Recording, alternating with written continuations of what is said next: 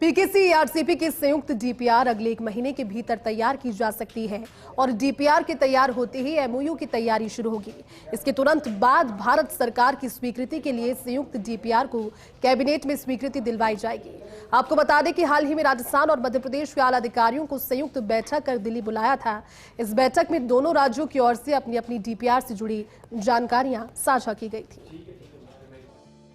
राजस्थान और मध्य प्रदेश ने अपनी अपनी डीपीआर नोडल एजेंसी राष्ट्रीय जल विकास अधिकरण को सौंप दी है और अधिकरण अब पीकेसी ईआरसीपी डीपीआर तैयार करने में जुट गया है। 1 माह के भीतर डीपीआर तैयार होने की बात सामने आ रही है। बता दें कि राजस्थान ने ईआरसीपी प्रोजेक्ट के पहले चरण का काम शुरू कर दिया है। भजनलाल सरकार ने अपने पहले बजट में इस चरण के लिए 9,600 करोड़ रुपए स्वीकृत किए थे। प्रथम चरण की सामाजिक समाघात रिपोर्ट तैयार हो चुकी है और अगले महीने जन सुनवाई होगी ताकि जहां जहां भूमि का अधिग्रहण होना है वहां के किसानों को जानकारी दी जा सके। पीकेसी ईआरसीपी की संयुक्त डीपीआर रामगढ़ और महलपुर बैराज और नौनेरा गलवा बीसलपुर ईसरदा लिंक परियोजना। अब शुरू होगी निजी भूमि के अधिग्रहण की जन सुनवाई। मेज पंप हाउस से गलवा बांध तक फीडर निर्माण, गलवा बांध से बीसलपुर बांध तक फीडर निर्माण। 2, 4 और 6 सितंबर को होगी जन सुनवाई।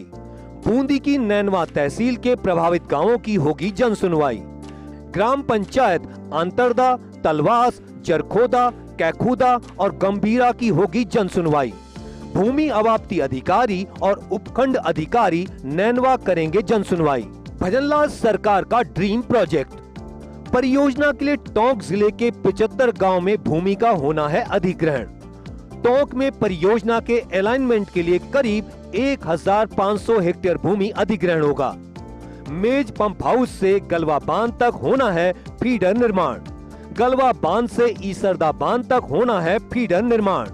गलवा बांध से बीसलपुर बांध तक होना है फीडर निर्माण। टोंक जिले की ग्राम पंचायतों में जाकर की जा रही मीटिंग के आधार पर मौके पर तैयार की जा रही है विस्तृत रिपोर्ट।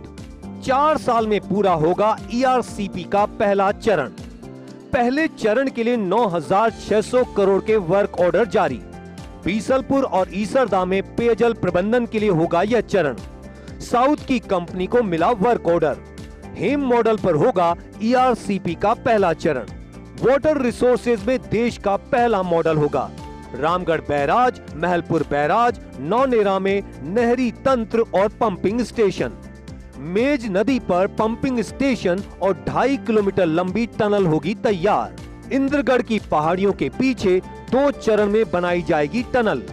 12 मीटर चौड़ा होगा टनल का घेरा।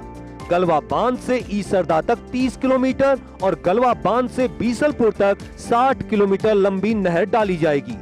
वर्ष 2028 में बीसलपुर और ईसरदा को मिलेगा चंबल का पानी।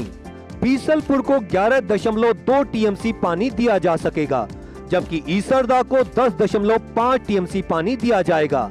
करीब 200 किलोमीटर का होगा नहरी तंत्र।